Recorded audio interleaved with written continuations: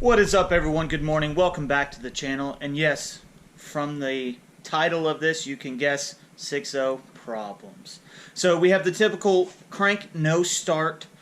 Gone through a lot of the different options of what it could be. I've ended up talking to a lot of my buddies who are mechanics up into the Bradenton area, and we'll kind of go through a couple of things we've already done and then go through what we're going to be doing today.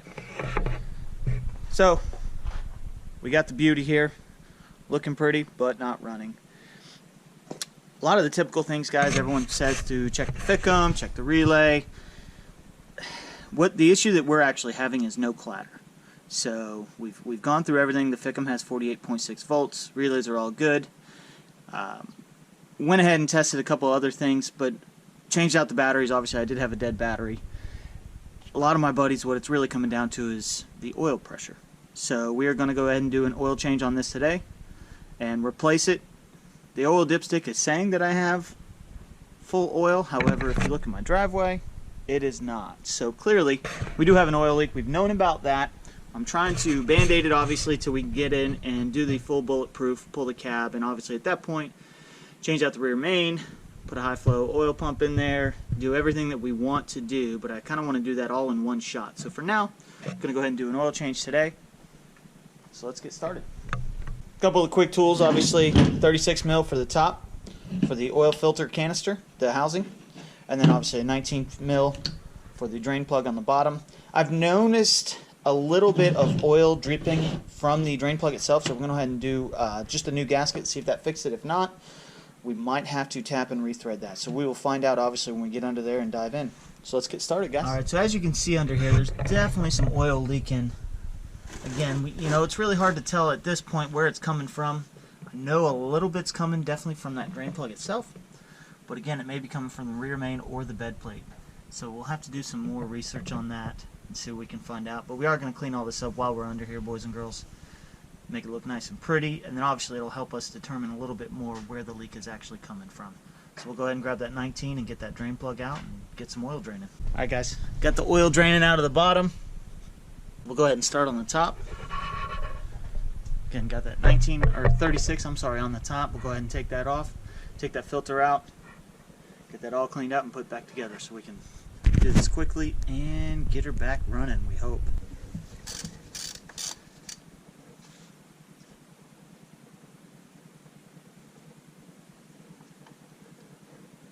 Alright, guys, so I went ahead and cleaned out the oil cap. I like to degrease everything, clean it all up before I put everything back in new.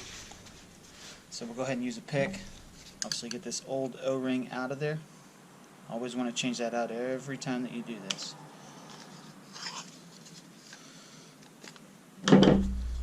Old one out.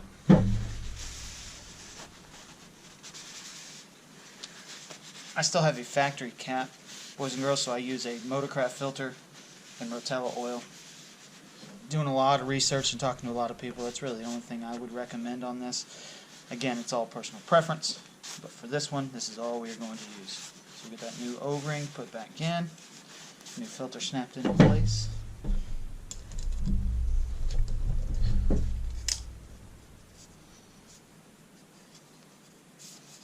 Alright, looking good so far.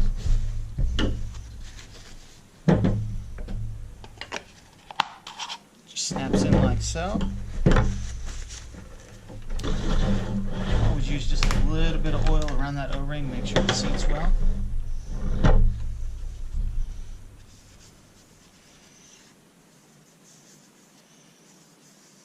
Alright, let's go slap her back in. Alright, guys, got everything cleaned up top. I do like to add a little bit of oil into the filter housing just to kind of help it out a little bit, especially building pressure, which is what we're having issues with. Got that added in. Let's put the new filter back in there. Okay.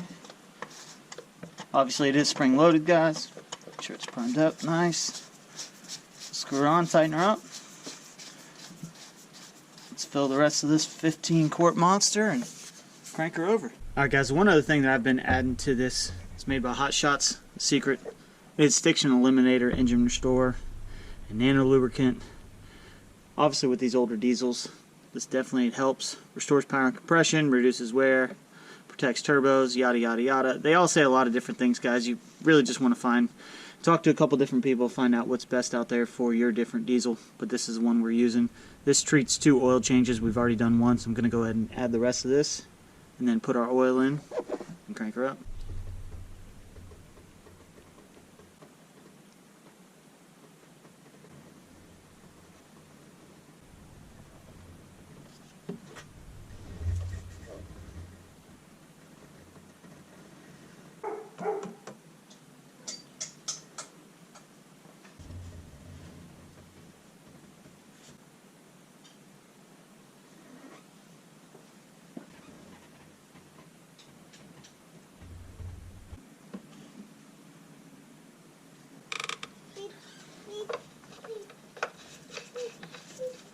Alright, so we've gotten everything changed out, put back together, cleaned up. Let's see if we got some clatter.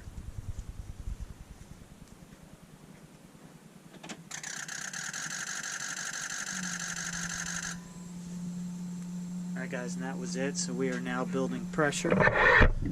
Finally. And let's see if we can get her started.